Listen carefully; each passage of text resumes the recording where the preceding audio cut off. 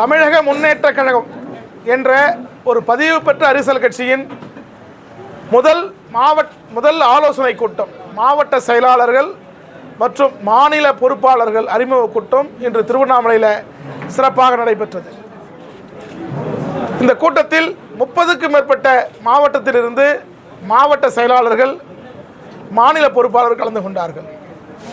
இந்த கூட்டம் தமிழகத்தில் ஒரு பெரிய அரசியல் மாற்றத்தை உருவாக்கும் என்ற செயலை இன்று உணர்த்தியிருக்கிறது. ஆலோசனை கூட்டத்தில் தமிழ்நாடு முழுவதும் 234 தொகுதியிலும் தொகுதி பொறுப்பாளரை நியமனம் செய்வது, வருகின்ற பிப்ரவரி முதல் வாரத்தில் தமிழக முன்னேற்ற கழகத்தின் செயற்குழு பொதுக்குழு கூட்டத்தை திருவண்ணாமலையில் கூட்டுவது, ஒடுக்கப்பட்ட நசுக்கப்பட்ட மக்களின் கோரிக்கைகளை, குறிப்பாக சாதிவாரி கணக்கெடுப்பை எந்த அரசியல் கட்சி வருகின்ற சட்டமன்ற தேர்தலில் அறிக்கையாக நாங்கள் வெற்றி பெற்றால் உடனடியாக தமிழகத்தில் சாதிவாரி கணக்கெடுப்பு எடுத்து விகிதாச்சார அடிப்படையில் எல்லா மக்களுக்கும் எல்லாம் கிடைத்திட வழிவகை செய்வோம் என்கின்ற எந்த அரசியல் கட்சி கூறுகிறதோ அவர்களுக்கு துணை நிற்பது, எங்களுக்கு அதிகாரத்தில் தமிழக முன்னேற்ற கழகத்திற்கு அதிகாரத்தில் பங்கெடுக்கின்ற கட்சியோடு கூட்டணி வைப்பது. அப்படி இல்லை என்றால் தமிழகத்தில் 234 தொகுதிகளிலும் வேட்பாளரை நிறுத்துவதற்கு சாத்தியக்கூறு கட்சியாக இன்று தமிழக முன்னேற்ற கழகம் மாறி இருக்கிறது. அதற்கு சான்று இன்றைய கூட்டம். எங்கள் கோரிக்கைகள் என்பது நீண்ட நெடுநாள் கோரிக்கைகள். நாங்கள் ஏற்கனவே ஒரு அமைப்பாக யாதவ மக்கள் இயக்கமாக செயல்பட்டு ஈரோடு இடைத்தேர்தலில் அனைத்து இந்திய அண்ணா திமுகவுக்கு ஆதரவு அளித்து வேலை செய்தோம். எங்கள் கோரிக்கையை கூட அந்த கட்சி எங்கேயும் பேசவில்லை. நாடாளுமன்ற தேர்தலில் இந்தியா கூட்டணிக்கு, அதாவது தமிழ்நாட்டிலே திராவிட தலைமையிலான இந்தியா கூட்டணிக்கு ஆதரவு அளித்து சுமார் 15க்கும் மேற்பட்ட நாடாளுமன்ற தொகுதியில் யாதவ மக்கள் இயக்கமாக பணி செய்தோம். அங்கே எங்கள் கோரிக்கையான கால்நடை நலவாரியம் அமைக்க வேண்டும், பால் நல நலவாரியத்தை உருவாக்க வேண்டும், தமிழகத்தில் உலக புகழ்பெற்ற செஞ்சிக்கோட்டை மராட்டியர் கோட்டை என அறிவித்து விட்டார்கள், அந்த கோட்டையை தமிழ் மன்னர் கண்ணை கோட்டை என அறிவிக்க வேண்டும். இடஒதுக்கீட்டில் 87 இடஒதுக்கீட்டில் போராடி உயிரிழந்த குடும்பங்கள் இன்று நடுத்தருவில் நிற்கிறது.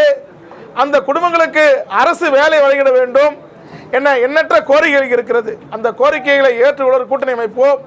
இல்லை என்றால் ஒரு சட்டமன்ற தேர்தலில் தனித்து களம் காண்போம். பெரும்பான்மையான சமுதாயம் யாதவ சமுதாயம். அந்த சமுதாய வாக்குகள் எங்களுக்கு பெரிய தூணாக இருக்கிறது. நிச்சயம் நாங்கள் அங்க வைக்கிற கூட்டணி வெற்றி பெறும். எங்களை புறக்கணிப்பவர்களை நாங்கள் தோற்கடிப்போம். நன்றி. தமிழக முன்னேற்ற கழகத்தின் நிறுவன தலைவர் செங்கம் ராஜாராம். சார், நாங்கள் இந்த கட்சியை ஆரம்பித்த நோக்கமே எங்கள் சமுதாயம் அதிகாரத்தில் பங்கெடுக்கவில்லை, எங்கள் அதிகாரம் முறையாக பங்கெடுத்து இந்த சமுதாய மக்களுக்கு கொடுக்கப்படவில்லை. இந்த யாதவ சமுதாயம் போல் பல்வேறு சமுதாயத்திற்கு, பெரும்பான்மை சமுதாயத்திற்கு சட்டமன்ற உறுப்பினர் என்பது 1, 2 என்பது எட்டாக்கணியாக இருக்கிறது. இது எங்களை போன்ற இருக்கிற சமுதாயங்களுக்கு எத்தனை தொகுதிகளை தருகிறார்களோ அத்தனை தொகுதிகள் கட்சியோடு கூட்டணி வைப்போம். குறிப்பாக எங்கள் கோரிக்கைகளை ஏற்றுக்கொள்கிற கட்சியோடு கூட்டணி வைப்போம். இல்லை என்றால் தமிழகத்தில் வலிமையான சமுதாயம் யாதவ சமுதாயம், 234 தொகுதியில் வாக்கு வங்கி கொண்ட சமுதாயம், 45 தொகுதிகளுக்கு மேலாக 70-75 வாக்குகள் கொண்ட சமுதாயம், 180 தொகுதியில் நாங்கள் யாருக்கு வாக்களிக்கின்றோமோ அவர்கள் தான் சட்டமன்றத்தில் வெற்றி பெற்று செல்ல முடியும் சமுதாயம். எங்கள் சமுதாயம் என்று விழிப்புணர்வு அடைந்திருக்கிறது. அரசியல் இயக்கமாக அதிகாரத்தை பெற வேண்டும் என்ற எண்ணத்தோடு இந்த மக்கள் இன்று ஒன்று திரண்டு இருக்கிறார்கள். அவர்களை ஒன்று திரட்டி எங்கள் கோரிக்கையை ஏற்றால் கூட்டணி, இல்லை தனித்து கணக்கு காண்போம். மக்கள்கிட்ட இன்றைய சூழ்நிலை தமிழகத்தில் என்ன? கஞ்சா, மது, பெண்களுக்கு பாதுகாப்பு இல்லை, இப்படி பல்வேறு பிரச்சனைகள் தமிழ்நாடு தத்தளிக் கொண்டிருக்கிறது. இன்று இளம் விதவைகள் அதிகமாக இருக்கக்கூடிய மாநிலம் தமிழ்நாடு மாநிலம். அவர் எந்த ஆளுங்கட்சியாக இருக்கட்டும் மது விலக்கை முதலில் அமல்படுத்த வேண்டும். அதாவது அதிமுக குறைப்புன்னு சொன்னாங்க, அம்மையார் ஜெயலலிதா அவங்க கடைசியாக வெற்றி பெறும்போது தமிழகத்தில் படிப்படியாக மது விலக்கை அமல்படுத்துவோம்னு சொன்னார். ஆனால் அம்மாவின் போராட்ட காலம் அவர் இறந்து விட்டார்கள். பின்னர் எடப்பாடியார் அந்த செயலை செய்யவில்லை. தமிழகத்தில் திராவிட முன்னேற்ற கழகம் ஆட்சிக்கு வந்தால் நாங்கள் மதுவை ஒழிப்போம் என்றுதான் மதுவுக்கு எதிராக கருப்பு கொடி கட்டி போராடியவர்கள் தான் இப்போது ஆட்சியில் இருப்பவர்கள். ஆனால் இன்று வீதிக்கு வீதி மதுக்கடை திறக்கிறார்கள், டிசைனாக மதுக்கடை திறக்கிறார்கள். குறிப்பாக பெண்களுக்கு பார் அதிகமாகிவிட்டது. இந்த நாடு கெட்டு குட்டுச்சோறாக போய் கொண்டிருக்கிறது. அதை இந்த என்னை போன்ற சமூகங்கள், என்னை போன்ற கட்சிகள் பார்த்து கொண்டு இந்த தேர்தலில் வேடிக்கையாக இருக்க மாட்டார்கள். கோரிக்கை கொடுத்தாரு, தமிழ்நாட்டில் நாங்கள் ஆட்சி அமைச்ச உடனே கால்நடை வாரியம் அமைப்போம்னு சொன்னார். பல முறை ஒரு 4-5 முறை அமைச்சரை அனிதா ராதாகிருஷ்ணன் நேரடியாக முறையிட்டு விட்டோம், தலைமைச் செயலகத்தில் முறையிட்டு விட்டோம், சட்டமன்றத்தில் இதை பற்றி பேசிவிட்டார்கள். திமுக கொடுத்த வாக்குறுதிகளில் 10% மேல் அவர் நிறைவேற்றவே இல்லை. ஒரு பொய்யான தகவலை முதல்வர் சொல்வது வேடிக்கையாக உள்ளது. நான் திருவண்ணாமலை நகரத்தை சார்ந்தவன், நான் திருவண்ணாமலை நகரத்தில் வசிக்கிறேன்.